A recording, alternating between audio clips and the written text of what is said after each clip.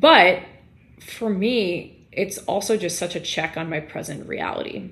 How can I have the audacity to express gratitude for somebody or an event or just, my unit in general on LinkedIn, and then show up to work pissed off, grumpy, totally fixated on That's a things that are going great on point. and not actually reflecting that in the workplace.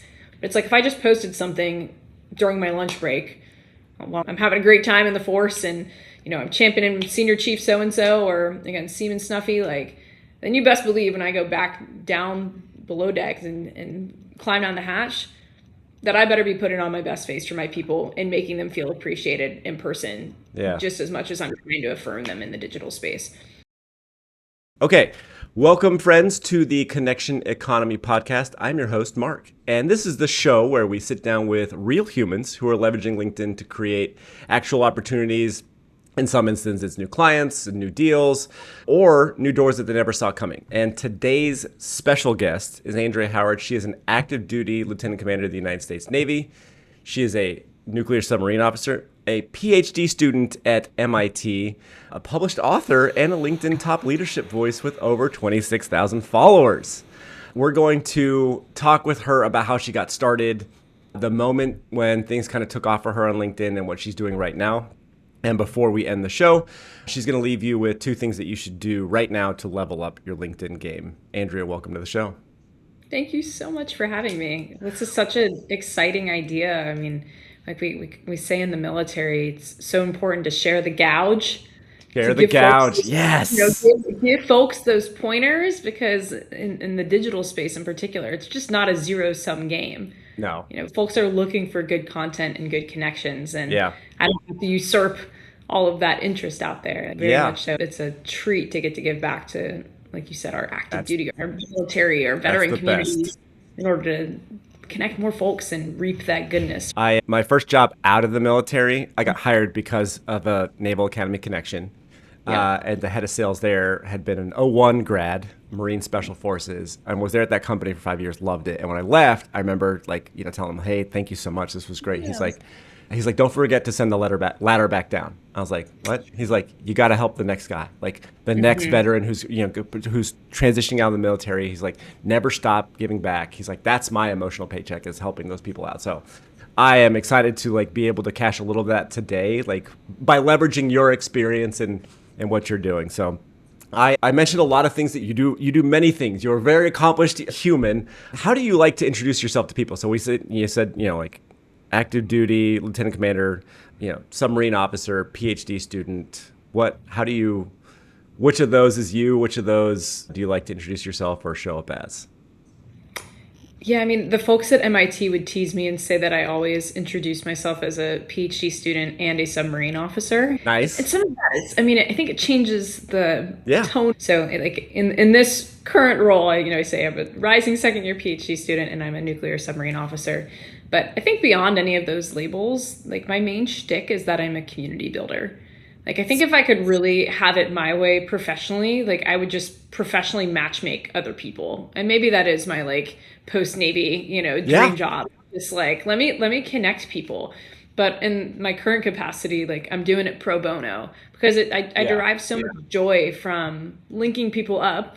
Hmm. LinkedIn actually being a Yeah. really appropriate forum for what I consider to be my greatest asset, which is connecting good folks and finding out if there's some way that people, particularly from these interdisciplinary worlds, can value add for each other and create something that benefits the greater good. Yeah. So yeah, I'm gonna put my stamp on Andrea Howard, community builder. I like it. Kind of proud American patriot. I feel like Yeah. that's kind of a waning brand, particularly amongst younger folks. Yeah. And it shouldn't be because the tenets, like we said, of building these strong communities for the greater good is really what made the country great. Yeah. Yeah. I want to be that matchmaker of sorts, just to figure out how it is that new connections can foster so much goodness for the country, for the world. So let's start with community builder. Yeah. You've done it because you figured out what you want to do when you grow up from the military, at some point, or, you will build community now, right? There's so many Right. people who are I don't know what my next thing is. You're already Mhm. doing, not even the next thing, you're doing the thing, right? Obviously Andrea Howard, PhD student and submarine officer. Many people would be fine to stop there, but community builder, I love that. I'm always trying to tell people that there's more that connects us than divides us. So like, let's find that. Sure. And then that ties into also what you said of like patriot. I described somebody the other day as like a great American. And I stole that from another Academy grad, Brendan Aarons. He just says that about, he's like, oh, great American, great American. And it's a great thing. And I was like, look, this guy, this gentleman is genuinely a great American. And like, I kind of got like a weird like look from somebody. They're like, well, that's kind of gross. I'm like, why? The guy, like, he's a great human. He's a great husband, a great father, like a patriot. Like those are all good. Like that doesn't have to be a bad thing. And I think that I like that you're championing that a little bit in terms of like your identity. Well, and too, if I can like riff off that just a little bit, I think what's so daunting about breaking into LinkedIn or any sort of space is that you see these credentials and it's like, you know, I'm a qualified submarine officer and hopefully in a couple of years' times I'll have the, you know, moniker doctor affixed to the front of my name. Yeah. And that's really daunting and makes it seem like these are inaccessible spaces. But like, let me highlight for you that like 15 years ago, I was just a kid from Georgia who had not really left the East Coast other than to tour one of our arch nemesis rival service academies, the Air Force Academy. And I made the correct decision and went to the Naval Academy. Well done. Stick to my East Coast roots. But it's not like I had this global perspective or even this like self-recognition that I could somehow unlock a community of like 26,000 people that wanted to follow my story. Yeah. Like, I don't think that I ever envisioned that being in the cards. And even today, as people are like, oh, you know, you're this influencer in this digital space, that's not something that I like necessarily intentionally crafted. I just kind of stick to what I'm good at, which is like, I can take decent pictures and I can describe the real like emotional deep meaning behind those moments to people and really highlight the folks that I'm working with and those sailors. Yeah. It's obviously, but I just want to throw out there that like, it's not like this was some crafted like linear story. Like, again, I was just a kid from Georgia and I was not the greatest Naval Academy freshman / plebe as we within the tribe call it. Like, I struggled there. It was hard to kind of physically keep up at first for me. And I like made improvements there. I was a big nerd at like school was definitely my jam. And the Naval Academy I like to say it's the sexiest club in the brigade, but like we know that it's very much not so. You are literally marching to the beat of your own drum. And so like I don't think that if you had asked anybody from that ecosystem, like who among this like, you know, 1,000 people would you expect to have this like real notoriety within the military digital space, I would be really shocked. So I think it's just important to highlight that like the beauty again of these types of platforms is that just like the Navy or many of these like corporate or industry like ecosystems allows you to experience the leadership lab. Like the digital space is one in which you also can get feedback and can hone in on like what is it that you really enjoy and can authentically like bring value to it, not even like a discrete team, but just to like, again, the country, the world. Yeah. So I've had a few of these conversations and you touched on one thing that I've heard, I think from just about everybody that I've talked to, which is like in terms of success doesn't even feel like the right word, like value on the platform. There's a combination and it's personality plus purpose. Yeah. So if you show up as yourself, like authentically Andrea, the things that you're experiencing, what's going on in your life, what it's like to be a submarine officer, what it's like to go through, you know, PhD program at MIT, plus like your purpose, which we started with, which is community builder. Like people are hungry for that type of connection, that type of content, that type of value. Like that's across everyone I've talked to, and they've all kind of said it in their own ways. And it sounds like you've kind of figured that out in terms of like looking at me from afar, you wouldn't think like, you know, I would not have been voted, you know, drum and bugle corps most likely to succeed in social media, but here you are. Friend of the show, Grant Vermeer, said something very similar. Like, you know, his space, he's he's a great American. Grant, a great American. Oh, my great American mensch, just like champion of all the people. Grant Vermeer, and again, I'm like very much so speaking in like my personal capacity here, not reflective of Department of War, Department of Navy, but Grant Vermeer and I intersected out in the Navy. He was the certifier for our direct support element team on my first deployment on the USS Ohio. So he was still in his like information warfare capacity, and was ensuring that the folks that were going with us out to the Badlands could adequately perform, give us the right recommendations of what to do in a certain environment with certain other entities around us. Upper level on the oldest in the fleet. And like he was really at a turning point about like what to do with his Navy career, what to do with his platform, Academy Insider.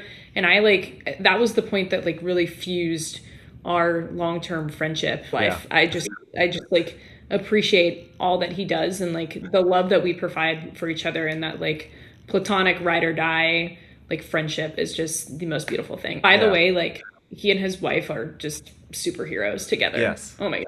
Yeah. She's the duty and is the one who's just living like what it means to be a community builder and somebody who excels. And by the way, like literally saved sailors' lives in helicopter last year. Like, they are great Americans. So I was in San Diego recently for a friend's change of command. And so I reached out to Grant. I was like, hey, I'm going to be in San Diego. Let's meet. Just like catch up. And like, you know, just, hey, we've got like an hour, let's go grab coffee. And it turned into this deep philosophical conversation about like, what are we doing with our lives? And like, what's our purpose? Like, he sort of has that magnetism to just, one, you just love him because he's just an earnest person. And two, like, you just feel comfortable like sharing yourself with him. And so, great Americans. Welcome back to the Grant Vermeer Show. No. So let's go back. So you touched on a couple of things in terms of, you know, like, how you're an unlikely candidate for where you've found yourself on LinkedIn. Walk me back to like when you got started. Like, was there just some day where you were like, okay, it's Wednesday, I got to get up, I got to drink coffee, and then I'm going to figure out LinkedIn. Like, what was that first baby steps in LinkedIn for you?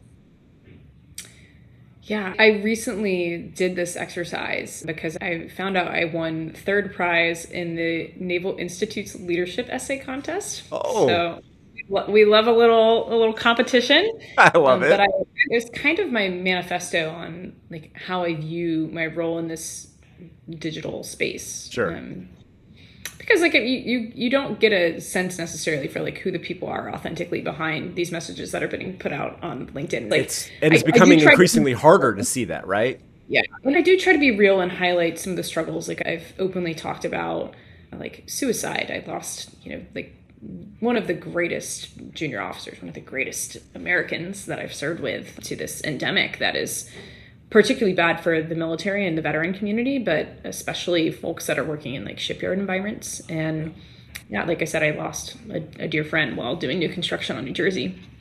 And that like was fascinating because you get a lot of blowback, I think, when you talk about like these really hard things that are happening as well, not just the highlights, because some people think it's very pro form that I would openly in a digital forum kind of discuss like not really the circumstances surrounding the event itself, but just like the ramifications that it had, you know, and the self-work that I had to do to kind of come to grips with that reality and move on. So I say that as kind of an aside that, you know, it's just this tough space, I think, again, to crack into and then to strike the right balance of what is authentic, but also won't push away people, because again, it's all about that community thing. So yeah, so I wrote this manifesto as just a way to kind of give people more of a sense of why it is that I do this and how it's benefited me. But to tell that story, then I had to go back to the origin, which is your original question. So we're getting there. And a person of like Italian and Jewish descent, I'm a pizza bagel. So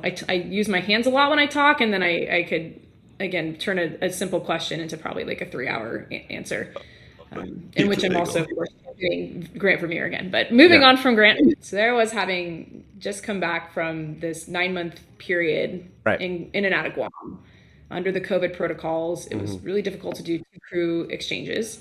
And so by the time that we flew out to Guam, finished this maintenance period, did the reactor safeguard examination, certified with our SEALs, did our final deployment ride with our certifying authorities. It was time to then do the, you know, almost 4-month deployment. And by the time that I flew back to the United States, I had been 9 months away from family and friends, mostly, like I said, living on the submarine at the time. And the crew then kind of recouped in Washington State, and I did a cross-country move under the direct to department head program for the submarine community, wherein I then had to check up to submarine school to get myself ready to rock through my training pipeline and then go back for another tour. And that was something that I rogered up to, but it was very disconcerting to I've just like lived in this kind of alternate reality with that group of 130 people and then be yanked out of that. Yeah. With very sudden. Companies. There was excitement, there was kind of grief. It was very hard to kind of relate back into reality. It's hard to be discursive about things that the world has indoctrinated its culture and you've been left out. Yeah. So I was taking some leave around the New Year's time period and holiday period with my family down in Florida. And I remember I was just sitting on the floor of my room in my parents' retirement home in Florida. And I was like, what am I doing? Like, I'm in this weird emotional funk. Yeah. I can't pull myself out of it and just kind of express gratitude for the fact that I did some really neat things in this really tough period with a group of phenomenal Americans. And now I'm kind of like a little bit of a lost puppy.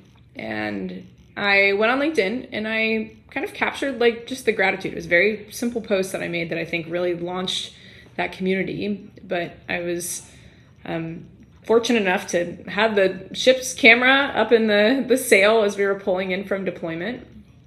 And once I got relieved, I kind of stood the last officer of the deck to pull us close to Apra Harbor for us to do our eventual inbound. And I got relieved, and so did the lookout.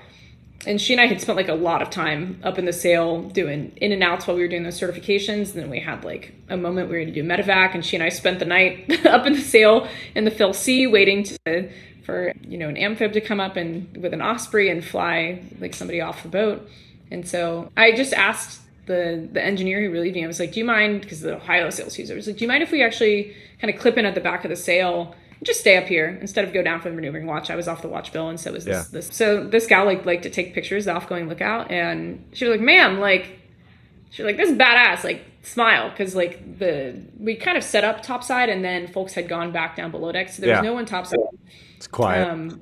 So just quiet, but it's just myself, Apra Harbor, kind of a beautiful sunny day, blue seas, and just a smiling kid from Georgia hanging out on the back of the sail. But it was, again, like this deployment homecoming, so I just had the biggest smile on my face. So it's a neat photo. I mean, DDS, that's a dry deck shelter where you deploy the SEALs in and out of. It looks like a little kind of barrel on top of the boat. But just like, it's like the photo of a career, really. Yeah. And I put a caption to that, like, basically describe the sentiment of like, I'm excited to be a department head next year. And this was my last day in the office in 2021. And it blew up. I mean, like 8,000 reactions, a bajillion comments. Yeah.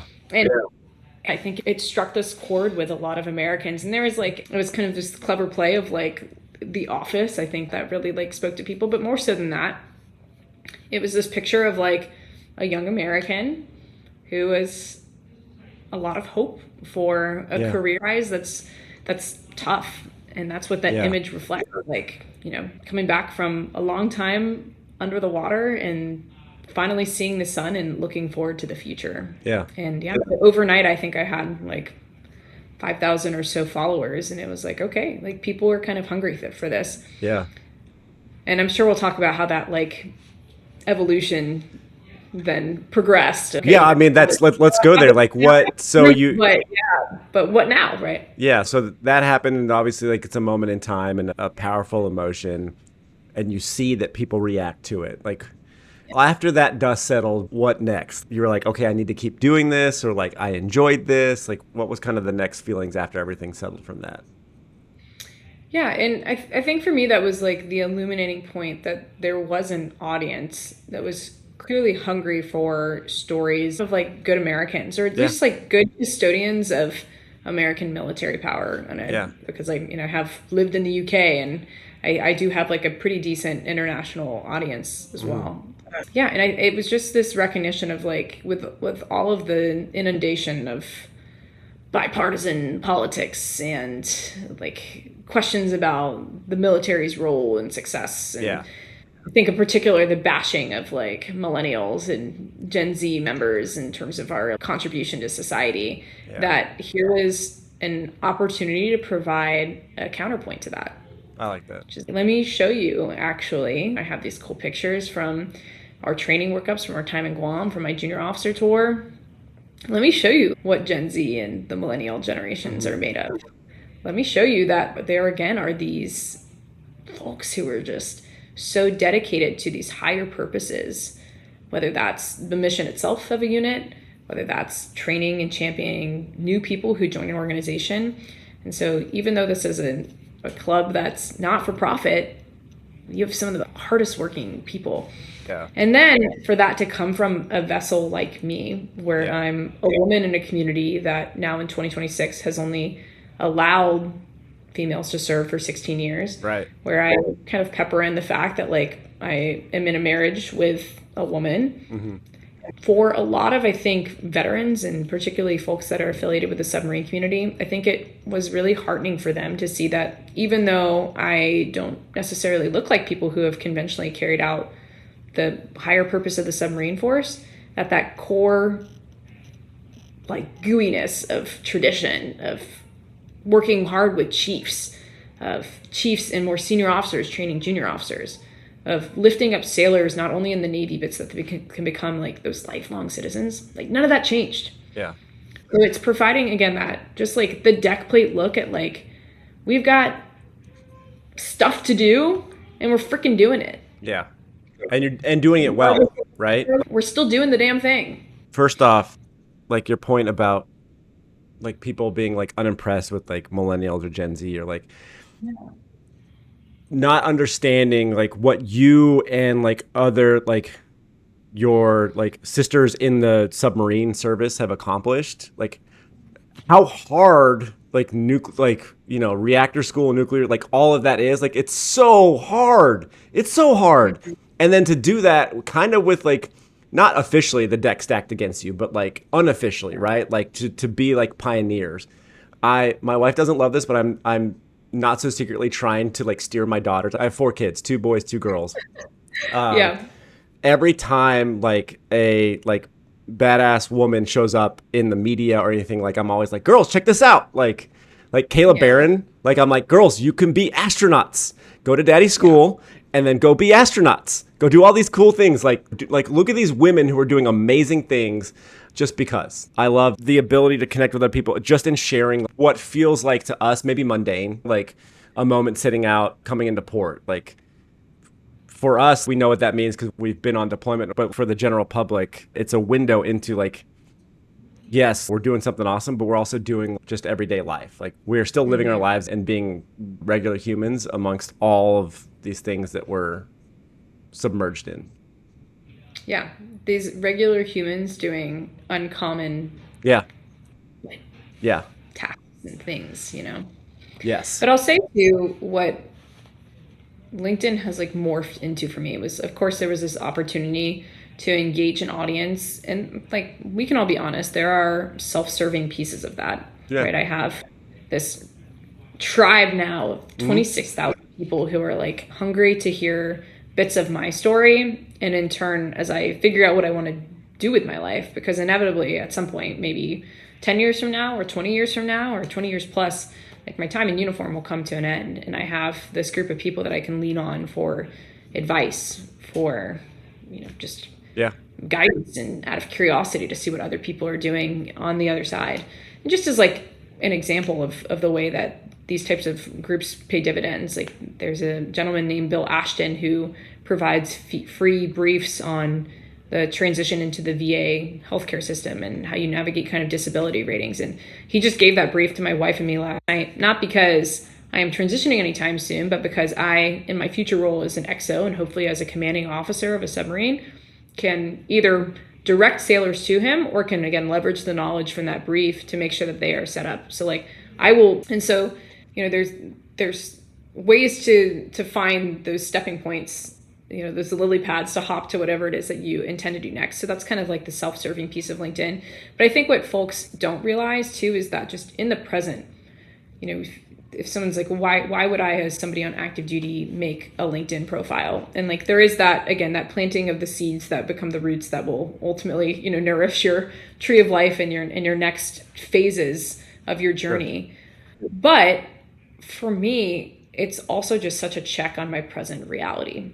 How can I have the audacity to express gratitude for somebody or an event or just, my unit in general on LinkedIn, and then show up to work pissed off, grumpy, totally fixated on things that are going on and not actually reflecting that in the workplace. Yeah. So like if I, would go topside perhaps to post something, because you do have to find time to carve out these little windows to interact with that world. But it's like if I just posted something during my lunch break while I'm in the middle of a certification period on the submarine that's really intense, and I'm touting the fact that I'm having a great time in the force, and I'm championing senior chief so and so, or again Seaman Snuffy, then you best believe when I go back down below decks and climb down the hatch, that I better be putting on my best face for my people and making them feel appreciated in person, just as much as I'm trying to affirm them in the digital space. So somebody in uniform, as I'm telling these stories, you best believe that I need to be a good ambassador for my people in those real face-to-face interactions as well. You can't have one without the other. Yeah. It's so easy to do the opposite, right? To just be to show up one way on LinkedIn, or even remove LinkedIn from it, but as an officer to not show up in the way that you need to show up, right, for your sailors and for your team. That's so easy to fall into. I've heard this about a lot of different things, and even about parenting, right? It's easy to be a bad parent. You do the bare minimum, right? It's easy to be a bad officer. You do the bare minimum. You don't show up. It's hard to be a good officer or a good parent. And it sounds like LinkedIn has been almost like a check valve, check system for you to be if I'm talking about this gratitude, I need to live it and experience it, with my team. Right. I'll give you a real instance of where I saw the direct benefits of LinkedIn and how to reconcile the tension that it can create, I think, within a workplace. If you're this influencer online. Yeah.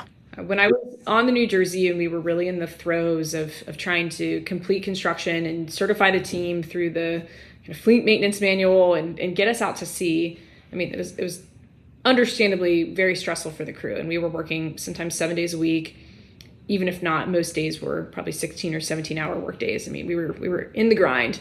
And in the midst of that, I was trying to finish my command qualifications. And the submarine force has just introduced this neat program within kind of the leadership apparatus of the military for you to get 360 feedback from your peers and from your a select number of your subordinates. And anybody who has again survived kind of the Naval Academy ecosystem knows that anonymous feedback can be pretty savage. Cool. Yeah. And so, not to toot my horn too much, but for the most part, it was really positive. I remember I literally came home with my printout of and again, it was kind of this numerical ranking because we're nuclear officers. So we have to see the stats, but there were comment sections too. And it was overwhelmingly positive. And I came home with this printout, and I cried to my wife. I was I don't think I've ever been affirmed anonymously in this way. It kind of showed again that movement from nervous kid from Georgia who struggled in a lot of regards at the Naval Academy to then somebody who is appreciated as a deck plate leader. So I was really heartened and kind of had because of trauma from past rankings and feedback, what had steeled myself. And that's not to say it was all delightful. And so in particular, I think it was positive flavored, maybe some constructive feedback, with the exception of one junior officer. And you're not supposed to know who has given you this feedback, but a clever EXO, an executive officer second command, who is running this for one of their department heads, will try to actually cultivate people from kind of both sides of the I love, in my case, I love the navigator to navigator I don't really get on well. And there was one junior officer who was frankly kind of a pain in the butt for me on board. And relative to his peers, because again, we were in this really intense grinding, relative to his peers, it was very clear that he was I'm trying to take care of me still, mental health, physical health. And I kind of took that as well, he really doesn't care about the struggles of his shipmates and is kind of looking out for number one. And so it was kind of known that we weren't the biggest fans of each other. Okay. And of course it turns out there was more to it. He was very much so trying to contemplate his next life steps. And he was trying to go through this complicated process of perhaps making a lateral move from the submarine force to Army Special Forces. Ultimately ended up not doing that, but we were kind of butting heads. and not even like in an open fashion, but you can tell depending on this. For our very last underway together, we got put on the same watch team, and it was because we were doing this like reactor safeguards examination. It's this really intense 3-day period underway where you have a team from Fleet Forces that comes on board and essentially verifies that like you as a submarine are safe to continue operating the reactor. And so there's like a test, there's drills, there's all sorts of chaos. And what they usually do then is we'll put like kind of a team that's less involved, like on the mid watch, like doing that like midnight to 8 a.m. watch. That's when the team is sleeping. And so this junior officer and I were put in the same watch team, and everyone was kind of like pulling our legs and was like, let's see how you two shake out. We left the best of friends. And it was kind of this moment of like game recognizes game where like we were like not sleeping on the mid watch and had to roll right into taking this exam like on day one.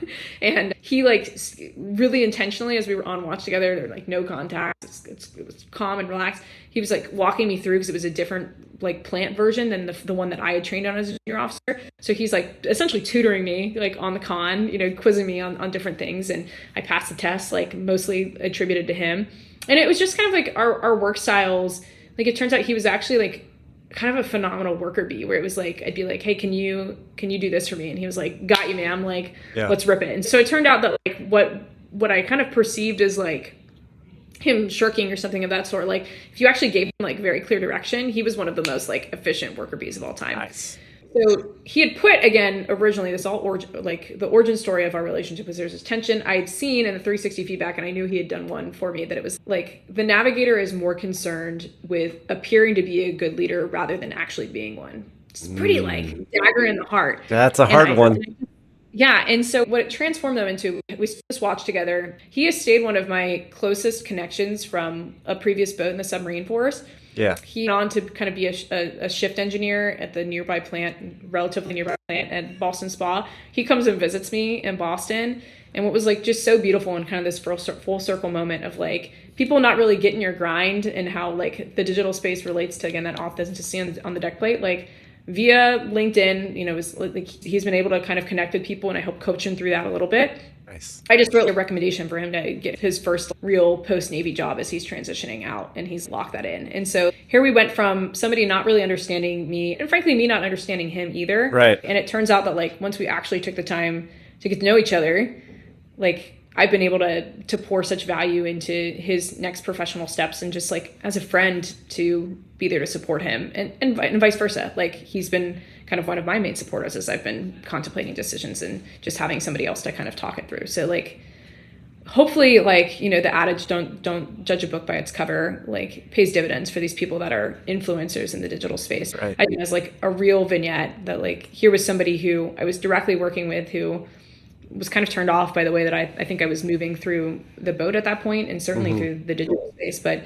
like, again, you hope that once you peel back that cover, that there is hopefully that core goodness and like people who are just trying to be great Americans at the very center of it. That story reminds me that more connects us than divides us, right? The closer you guys got, the more that you found connection rather than a reason to stay divided or to, be at odds. When it's interesting because like I talk with a lot of people about LinkedIn as a way to create trust in the digital space. Like if you show up again with personality and purpose, being in the sales world, like that's a little bit of what I do. I was like, look, when I show up on LinkedIn and I share stories about my family, I share stories about my wife and kids, or like my struggles in work, like I'm hoping that like none of that's going to be like, hey, you know what? But my hope is that it creates like a modicum of trust. Like you'd be like, okay, like I can relate to this person a little bit more. And it's interesting you sharing kind of not the antithesis to that, but a little bit of like, hey, this is a scenario where it created a barrier to that trust, but a reminder that like you came together as two humans in real life and like were able to bridge that. Yeah. I think like the lesson in that, not to sound like too much like a nuke, but it's like, you gotta figure out who you are. Yeah. Try to like really flesh out your network. Not that those two can't be a work in tandem, but like people, this is like, I say people, but I love the fact that sailors in particular, like folks that are in the military, just like have such a keen sense of smell. Yeah. Like if you do not pass the smell test of authenticity, being real and true to what it is that you're espousing, like they're going to know immediately, and you're going to be written. And like, but I feel like again, people sense that as well online. Like we're all smart humans. We've now been in like these social media platforms for, I mean, really almost 20 years, but like we've had 20 years of collective practice, and like it's very clear when there's something that's off in the presentation. Right. And it's that human element that you're saying, like people want to interact with humans, especially now too, as you get on the phone and you have to talk to AI bots when you're trying to schedule your medical appointments or whatever, like more than ever, like I think this AI acceleration I can do this. Like, I was built for has this. Like really driven us to like crave kind of that the realness. Piece. And one other vignette I'll tell too is like my Naval Academy mate, I'm still very close with, and she wanted to post about some promotion delays that she had, but she ultimately got 04 on her last look after laterally transferring to the engineering duty officer community. And she was like, hey, I kind of want to write a LinkedIn post, but like, I don't know if this is too vulnerable, like talking about my struggles. Like she had to get surgery on her knee. She got a medical diagnosis that was affecting her work. And she was like, is this like is it too real? And I was like, girl, like put it up as is, and you'll be shocked at how much positive reception you get because you're showing not just like the end result, the celebration, but what it took to get you there. And like, I was like, it will do better as a post because you're being real. And that was certainly the case. So that actually leads me to like a 2-part question. This has come up in a couple conversations because there's some of us who are comfortable being ourselves or being vulnerable, in social media and online. And then there are people who want to be, right? So what would your advice be to those individuals who want to be more vulnerable, but like are scared of it? I'll come back to the second part because it's going to be more around like in the military and social media and posting within the military. But let's start with like the human piece. I see Andrea and I see her showing up as herself and being vulnerable. I, as listener, want to do that, but I'm scared. Yeah. On the first piece of like how do you exercise communication about your realness and the struggles you're having to like celebrate authentically, but not in a way that's like unnerving and pushes people away.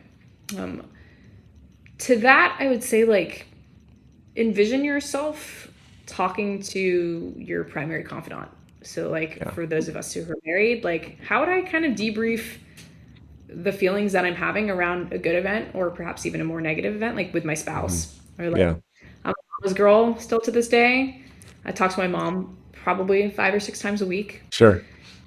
And that was like our ritual. I mean, she was my emotional rock at the Naval Academy. So like, how would I debrief something with her where like, even with your closest confidants, you'll find yourself through negative moments, like still trying to process and find the lesson. So as you're talking to your support person, you'll find that like, even in those really safe spaces that you're still trying to grow as a human. So like, I would kind of couch like, how would you tell, again, your mom or your spouse or your best friend, like that you are going through this celebratory thing or through this tough time? And then maybe if it's a tough time, you want to like filter and get to more of the silver lining bits for an audience like LinkedIn, but it's just okay to highlight the struggle. And then with regard to like being scared, it is like, I acknowledge the emotion there. It is very scary to be on these platforms. And there are folks who may, depending on how large your platform gets and kind of the branding that you're putting out, will like give you kind of that pushback in response to the content that you're generating. And ultimately it is, it's content, right? It's not the exact real moment that you're going through these things. It's an image of that. It's a projection of it.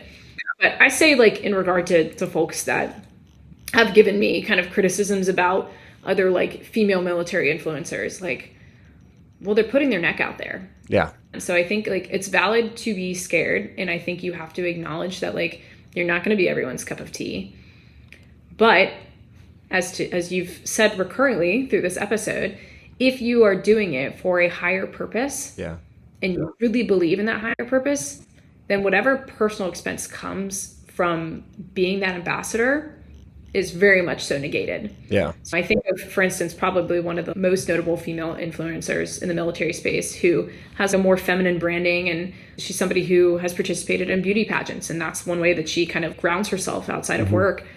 And I've heard criticisms of her from people behind her back kind of in discourse with me, and they say, what do you think of her? And I say, firstly, I've known this person since we were both at the Naval Academy together, and she has always been so authentically herself and has always sought outlets to express herself while still performing at a high level within the military. Yeah. And what I really say now is what's incredible is that the messaging that she has, the branding that she has directly resulted in, like, I've met people, particularly enlisted sailors, who have joined the Navy because of her and her example. Yeah. So like there is a concrete benefit for her being herself in regard to the dividends of making our nation a better power and a more effective military, because she got multiple people to raise their right hands to do one of the hardest things that they can do on the planet, which is to serve at the request of the nation, to support and defend the Constitution. So like, criticize all you want, but if you are scared to do it, regardless of if you're working for a particular industry or organization, like, you do it because if you believe in some sort of higher purpose, and if you are able to change the trajectory of one person's life, which you will in these spaces, then that can make any sort of nervousness dissipate. Yeah. Kelly is a great American. Name. She is a great American. Also, that's what an accomplishment that you mentioned in terms of like people signing up because of like how she's shown up, right? Like, she's done what Top Gun has done for people. Like, that's crazy. Correct. And I think you know, and maybe Grant to an extent, like, I think when I talked to you guys, I was like, you guys have made being in submarines cool. Like, that's hard to do. Like, it's like, that's somebody's got to do God's work, you know? Okay. No, but it's true. Yeah. Opportunity. And you can only access that through the military. And like, again, now that you've named names, Kelly had me on her podcast, and it's, again, like, I think her audience isn't necessarily like the people that I would classify as cool nerds. That's a label that I affixed to myself. Community builder, cool nerd. Yeah. But you had me on there, and it's like, what is, like, how beautiful is that? Like, some, again, person in her audience, which I would assume includes a lot of like more feminine women, but who are trying to be these great Americans who are patriots, or one of them might be really good at math and science, and in fact say, you know what, that's a really interesting like life path that I could take. Yeah. There probably is at least one person, because we did that interview, who has become interested in the service, and whether or not she or he joins up, perhaps they'll pay it forward and encourage somebody else to do so. Yeah. And it's like, those things are just immeasurable, but are so real and can make all the difference. And like, I just tie it towards like organizational effectiveness. Like, the military is designed to deter. If you want peace, prepare for war. Yeah. But if there's war, then we need to be an effective fighting force. And like, every person that we get to sign up in this all volunteer force has something that they can contribute to that. So we're struggling for the recruitment and retention. Like, these platforms make the military more effective. Yeah. When used properly, they make the military more effective. And as much as like the official accounts of these organizations do great work and help raise that awareness and effectiveness, at the end of the day, like, people like Kelly, people like Grant, people like me, we are able to reach a different audience. And the more compositionally that we can like get to these Americans, the better our force will be. Yeah. And like, that is where I plant my flag and my purpose, regardless of like, if there's haters that come from the messaging that I put out, which frankly, I'm pretty protected from that. And I'm very grateful for that. Like, nice. I think the stories that I put out are something that we can all rally behind. But whether there are people who within the community perhaps don't like the fact that the silent service is being projected in this fashion, or the people that are even championing it, what we can all get behind, again, is this notion that like, if it inspires somebody to sign up and be willing to do this really hard job in the service of others, then it's worth it. Yeah. And it's worth it. I love two things that I'm taking away from that. Well, many things, but two things I want to mention. One, the idea that like our networks and communities can benefit others, like by being in like your sphere, like, or your like a contribution you make to your sphere can impact somebody else's sphere. And again, bring good to them in some way. Like, that's like, I get tons of pleasure when somebody's like, oh, I saw a post, or like, hey, I know somebody you're connected with, like, you connected me to them and this great thing happened. And the second piece, tying back to like what you shared and like, you know, what Kelly does, like, we don't all look the same. We're not all the same. And so like, there should be a space where like, you know, this version of a military officer, this version of a sailor or an airman, like, can find connection to somebody who looks like them, or like, you know, identifies in the same way as them. Like, it's not all the same. And so having more avenues to that connection, I think that's beautiful, and that's helpful. That is productive. And I would hate that anybody like would think otherwise. They do, but that's a shame.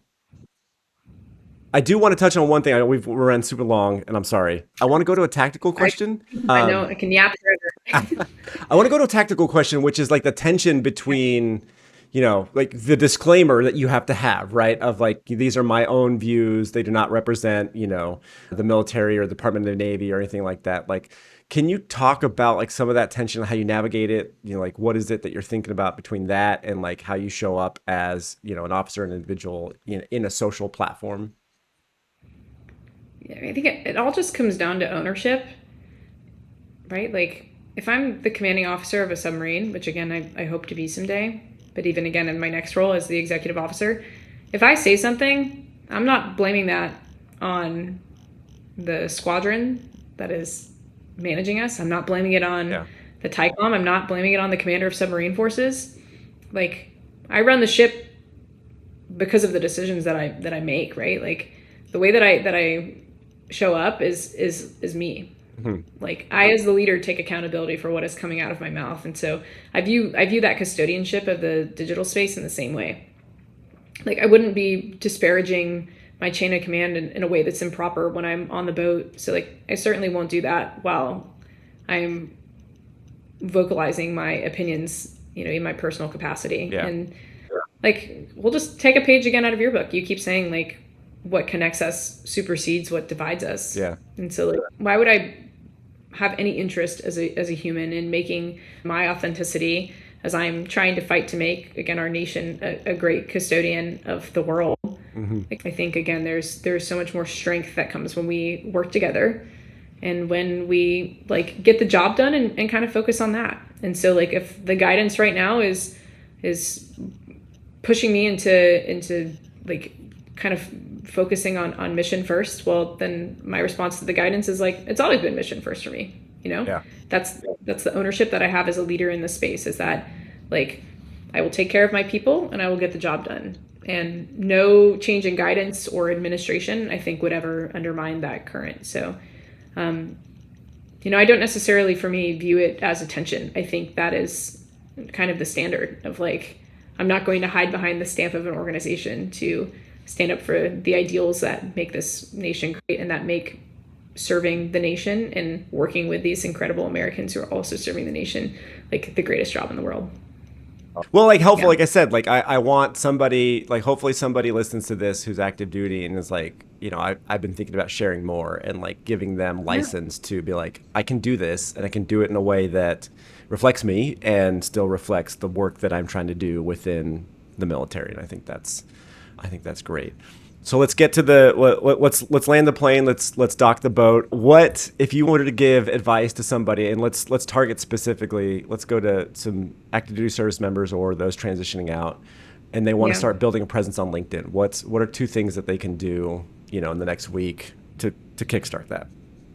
Yeah, I'll give a shout out here. So I had a classmate who just reached out to me on LinkedIn who, like, again, frankly, wasn't the closest with at school, nor did we track each other's careers, but he's working to create like an AI platform, not for profit, that veterans can access. And he was funny. He was like, I'm looking really for like your junior officers who've read Harry Potter. It's very Like, yeah, specific. I like it. so specific, but I guarantee it like illuminated an image of several people in your head that you're like, yep, definitely read Harry Potter. Yeah. But he's I'm a Hufflepuff. I get it. It's fine. Slytherin. Fair. But I will say my like work best friends are all Hufflepuff. Like Cedric Diggory. He's the real hero. Like, nobody really. Cedric, great guy. he Great did guy. he did the work, yeah. But yeah, and I like my theory of submarining, by the way, just I like have to include this now that it's come up, is that like all junior officers enter as like their respective Harry Potter classes. Uh-huh. Everybody becomes a Slytherin unless Really? they're a true Hufflepuff. Unless they're a true Hufflepuff, the Hufflepuffs stay pure. Everybody else turns very the grind. You gotta get the job done. You're ambitious. You're doing the thing. Except our Hufflepuffs, they stay pure. So I love it. I always joke. I say my kind of work spouses, like without fail, are always Hufflepuffs. Oh, Without gosh. fail. That's The JO I talked to you about earlier, Hufflepuff. Yeah, for Hufflepuff. Sure. Like, So a classmate reaches out, starting this company. yeah. assume has a So he's question trying to about work on- LinkedIn maybe and said, hey, I'm looking for junior officers, Harry Potter. So in the whole premise though, is like he's trying to walk people through these steps that they can take to kind of become more like agile in the LinkedIn space. And like step one is like make a profile and then like add people you know. He was like, you look super sus if you don't get to that like initial step where it's like 500 plus contacts. Yeah. And again, that might seem like a daunting number, but like 500 people. If you're an academy grad, like you can search by school. So like go to Naval Academy and just add academy grads. Like you won't creep people out by adding them if you have some sort of intersection. If I'm a nuclear submarine officer, look up nuclear submarine officers, add them. People aren't going to be weird. They'll accept you. And chances are like in these ecosystems, 500 professionals. Like, absolutely. Again, leverage your college, leverage your high school if you need to, but get to that initial threshold. So make the freaking profile and like add enough people that you look like a real person and not like a suspicious humanoid. And and then I would just say like the second thing is like, I mean, you have to post something. You gotta put it. It's not, there's no secret sauce to this, but I would like kind of give a few kind of short paragraphs. And again, it might not like, I doubt it would go viral, but just start being present and talk about like, introduce yourself and say like, here's the type of work I'm looking at. Langley Barth is the guy who connected with me. He was like, you can filter your search. You can find an organization you're interested in. You can find roles that you think you're interested in. You reach out to people. You can cold reach out. And he was like, but when you do that, like, you don't ask like, I am looking for a job. You say like, I am seeking mentorship. Can you like, would you be willing to hop on a call and talk to me about like the things that like kind of fill your cup about this role that you're in? Like, it turns out people again, like hate transactions, especially particularly when they don't know you. But like folks again are willing to share the gouge. Goodness, make the profile, add the people. That's like step one. And then like the follow-on steps are like make some posts about who you are and like put a little picture on there, make it real and be like, this is where I came from and this is kind of what I want to be when I grow up. And then use that kind of as leverage to like network with people and seek conversations, not transactions, seek connection and conversations. Like ultimately what it comes down to is like, just talk to people. Just talk to people and connect and see like what advice people have, not what advice they would offer from the goodness of their heart. I think that's, so I've had a lot of conversations in the LinkedIn space and like in the Service Academy community around like networking for jobs. And one of the best things I heard about it is like not to ask for the job. Like you said, like remove that tension from the interaction. Be like, hey, I am really interested in cybersecurity. I see that you've been in cybersecurity for 10 years. You're a West Point grad, Beat Army, whatever. Can I ask you a few questions about it? And like, hey, I'm looking for roles in cybersecurity. Do you know anyone who's hiring? Like, maybe that person is, and they could be like, yes, I am. Or like, I'd love to talk to some people in the space. Can you connect me? And that person, because they're a good American, is gonna be like, yes, you should talk to Grant. You should talk to this person. You should like, And then at some point, you're gonna be connected to enough people to be like, yeah, actually, we have a role, and you'd be a great fit. And so like you're going to do two things. Eventually you're going to find a job, and two, you're going to build a great community of people in the space that you want to go into and build knowledge and better yourself. So you kind of have to make it, you have to have a profile, look like a human, and then kind of reduce the tension there and just be like, I'm showing up as a normal person. Can you help me out? Yeah. Love it. Okay. Who are two people in your network that I should have on this show so that we can further get the good word out? Who are some people that are doing LinkedIn well? You already had Grant.